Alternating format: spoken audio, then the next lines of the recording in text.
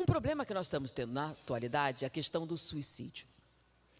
Há muito tempo atrás, a gente brincando com as estatísticas de mortalidade, a gente dizia que no passado longínquo a taxa de mortalidade era bem definida.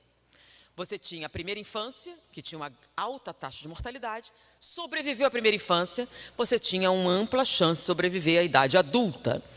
A idade adulta era a segunda fase de grande mortalidade, que eram as guerras, a violência, etc. Conseguiu sobreviver, você morria de velhice, normalmente de doença e uma série de coisas.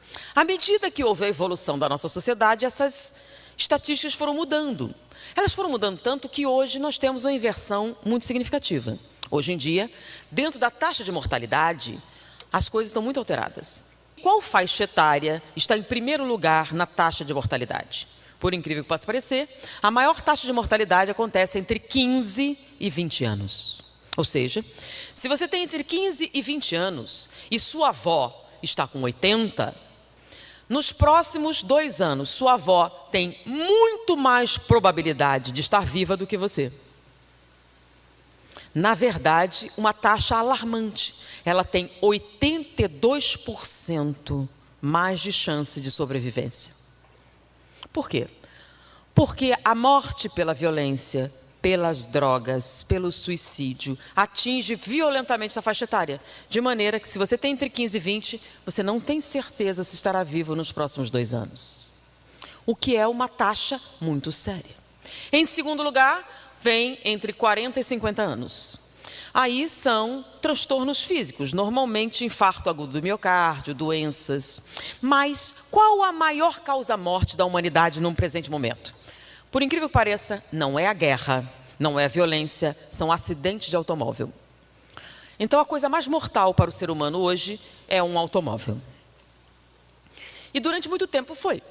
Em segundo lugar, uma doença. Que doença? Câncer? Não. AIDS? Não. Tuberculose? Não. O quê? Diabetes. Diabetes era considerada a doença mais mortal do planeta. Porque a maior parte das pessoas morrem de complicações da diabetes. Infarto pela diabetes, trombose pela diabetes, derrame pela diabetes. Então, o diabetes era a doença mais mortal. Aí você tinha terceiro, quarto, quinto lugar, o que já era muito, o suicídio. Porém, todas essas taxas têm mudado com uma certa velocidade com o passar do tempo.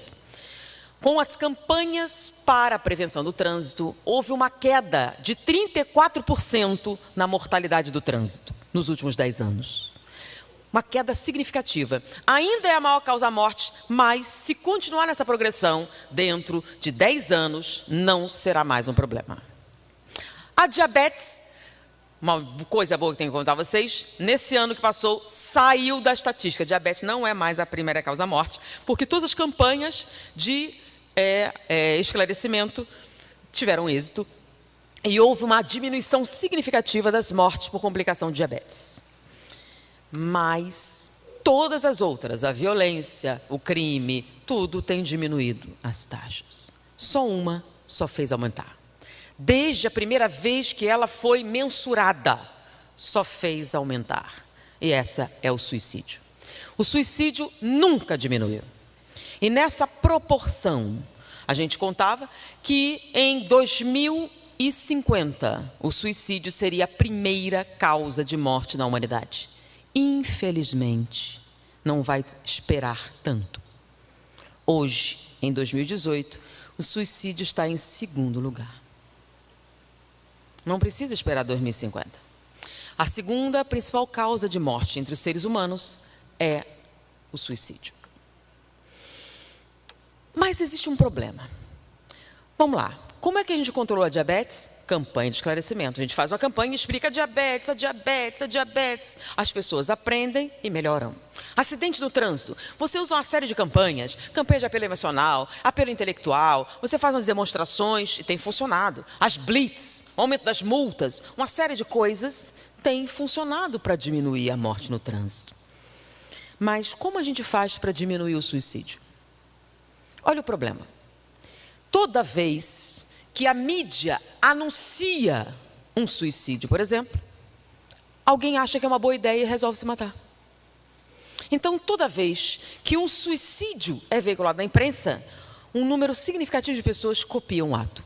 Então, por exemplo, no Rio de Janeiro tem o metrô. E o metrô costuma atrasar.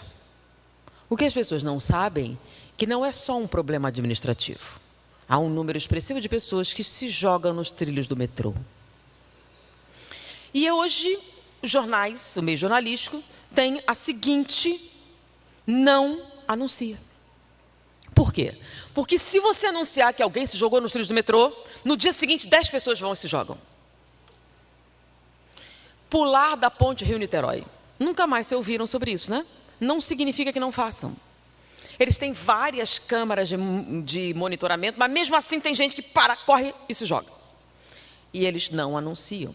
Porque quando anunciavam, eles tinham que vigiar mais ainda, porque o número de pessoas que tentavam se jogar aumentava muito. Com isso, como a gente vai mudar essa taxa? A gente não pode falar disso. A gente não pode fazer palestra sobre isso. Se vai entre os jovens falar sobre isso, eles começam a pensar, é uma boa ideia e resolvem se matar. Filmes que eles tentam abordar o assunto funcionam como atiçadores. Recentemente, uma minissérie de televisão, uma série de TV, resolveu abordar essa temática entre os jovens, o bullying, o suicídio. E, ao contrário das especificações, aumentou o número de suicídios e foi proibida em diversos países. Porém, como fez um sucesso grande mídia, já foi para a segunda temporada. Vários filmes que supostamente têm o objetivo de esclarecer as pessoas com relação ao suicídio têm efeitos contrários. Como então a gente vai lidar com um assunto que, se a gente falar, piora, se a gente fizer campanha, piora, se fizer um comentário, piora? Como é que a gente vai diminuir a taxa de suicídio sem falar sobre isso? Porque como aqui, sobre Ivone Pereira, nós vimos na conferência falar sobre os clichês do suicídio. Então, é um automatismo cerebral. Então, quando você comenta sobre aquele tipo de suicídio, você dispara o processo e mimetiza fisicamente a coisa. Por isso que quando você fala do assunto, isso que é o que eu preciso. Então, antes de você falar, ele tinha os pensamentos suicidas, os pensamentos autodestrutivos, mas ele reagia, não tinha materializado numa série de passos a dar. Mas no momento em que você fala, no momento em que você descreve, você plugou e ele entra no processo ativo. Não é consciente, não é algo que você possa racionalizar, é um automatismo cerebral. É um processo que a gente sabe em psiquiatria, mas o espiritismo fala muito bem, é o tal do clichê mental. Então, como é que a gente vai trabalhar isso? Uma das técnicas mais comuns da psicoterapia é você vivenciar e drenar o sentimento. Mas com o suicídio não funciona. Qual seria a técnica? Diante desse índice, quando ele foi apresentado, existe uma organização internacional chamada Centro de Estudos da Mente Saudável, que foi desenvolvida através da ideia do Dr. Richard Davidson. Dr. Richard Davidson é considerado uma das 100 pessoas mais influentes na comunidade científica na atualidade. É o pai da cultura da mindfulness, que é a meditação moderna. Ele, juntamente com outras pessoas como Daniel Kahneman, que ganhou, é um psicólogo, que ganhou um prêmio Nobel em economia, ganhou um candidato a um prêmio Nobel de medicina e ganhou um prêmio de psicologia. Então não é qualquer pessoa. Ele, com Kahneman e justamente com uma série de outros, se uniram para dar uma resposta a essa estatística. O que é que nós podemos fazer para alterar o quadro em questão diante da impossibilidade de atingir diretamente o assunto? Eles se reuniram e resolveram antecipar a publicação de um estudo que já envolvia 20 milhões de dólares. É um estudo que teve a maior amplitude em termos de longevidade. É um estudo que já dura 80 anos. Envolveu diversas equipes. E esse estudo tinha por objetivo estudar a vida humana e saber o que o ser humano precisa para ser feliz.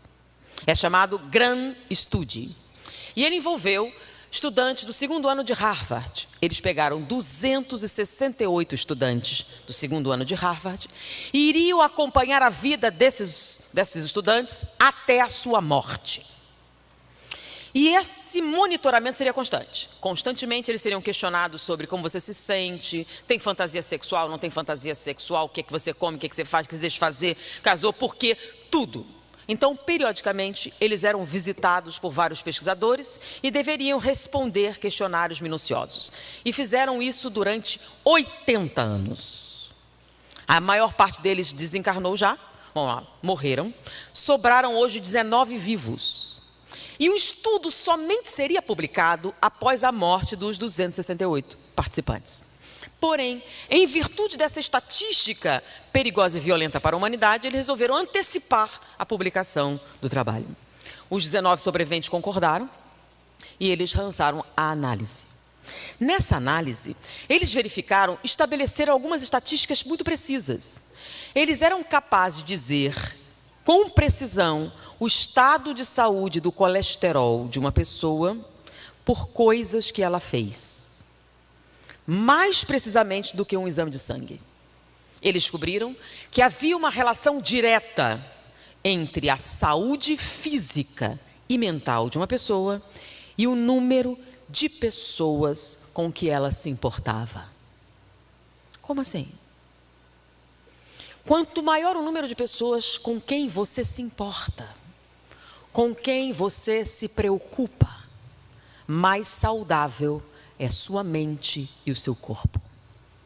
Independente da riqueza, porque eram alunos de Harvard, a maior parte deles tinha, para iniciar a vida, uma situação confortável. Porém, a riqueza não foi um fator determinante da felicidade. Ter ou não ter um amante não foi o fator determinante da felicidade. A atividade sexual não foi o fator determinante da felicidade. Eles analisaram todas as variedades e chegaram a uma conclusão.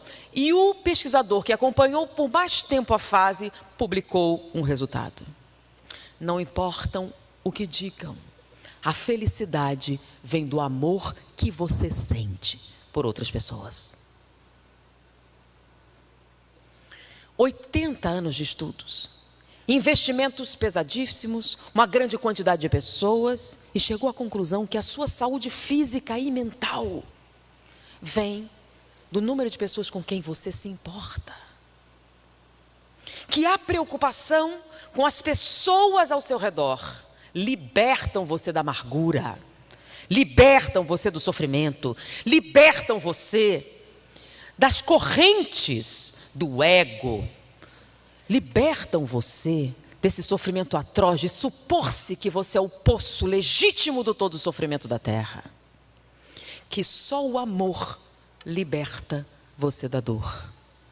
Ou seja, 20 milhões de dólares, centenas de pessoas, milhares de páginas de relatórios, para chegar à conclusão que fora da caridade não há salvação. Foi um prazer estar com vocês. Muita paz.